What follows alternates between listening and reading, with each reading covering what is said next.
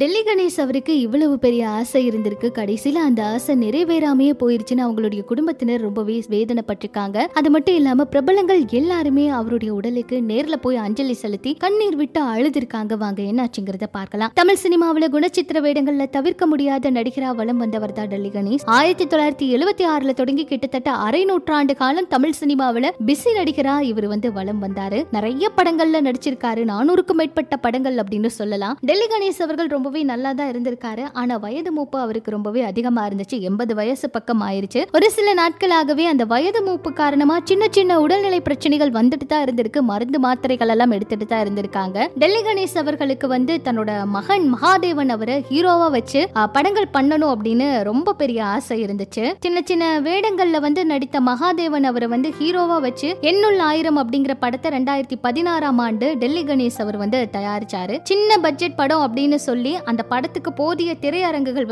கிடைக்காம போயிருச்சு. இதனால ஆதங்கத்தோட ஆடியோ ஒன்றை வெளியிட்ட டெல்லி கணேஷ் அவர்கள் கோடிக்கணக்கில் நான் செலவு செய்து எடுத்த படம் உப்புமா படம் அப்படிங்கிற அளவுக்கு எல்லாரும் பேசிட்டாங்கன்னு வேதனையோடு பேசியிருந்தாரு. அந்த படத்தோட தோல்வியால டெல்லி கணேஷ் அவருக்கு பொருளாதார ரீதியா பெரிய நஷ்டம் வந்துருச்சு. இருந்தாலும் மகனை எப்படியாச்சும் ஒரு பெரிய ஹீரோ ஆக்கணும் அப்படிங்கிற ஆசை அவருக்குள்ள இருந்துட்டே இருந்துச்சு. அவருடைய நெருங்கிய நண்பரான கமல்ஹாசன் அவர்கிட்ட இந்த விஷயத்த சொல்லி இருக்காரு. அதனால நட்புக்காகவே விக்ரம் படத்துல ஒரு சின்ன வேடத்துல டெல்லி கணேஷ் அவர் மகனை நடிக்க வச்சிருக்காரு. விக்ரம் படத்துல விஜய் சேதுபதி அவரோட அடியாட்கள்ல ஒருவரா மகாதேவன் அவர் நடிச்சிருப்பாரு. இருந்தாலும் தன்னோட மகனை பெரிய ஹீரோவா பார்க்கணும் அப்படின்னு டெல்லி கணேஷ் அவர் ரொம்ப ஆசைப்பட்டாரு. அது கடைசியில அவருக்கு நடக்காமையே போயிருச்சு அப்படின்னு சொல்லலாம். ஆனா டெல்லி கணேஷ் அவர்களுக்கு கடைசி வரைக்குமே நிறைய பட வாய்ப்புகள் வந்துட்டு இருந்துச்சு. விஜய் சேதுபதி அவர் கூட ஒரு படம் கூட பண்ணிருக்காரு. வெப் சீரிஸ் கூட பண்ணிருக்காரு. அந்த படங்கள் எல்லாம் இனிதான் ரிலீஸ் ஆக இருக்கிறதா கூட அவருடைய மகன் சொல்லியிருந்தாங்க. அப்பாவோட இறப்பு எங்களுக்கு மிகப்பெரிய இழப்பு அப்படின்னு தான் நாங்க சொல்லுவோம். ஏன்னா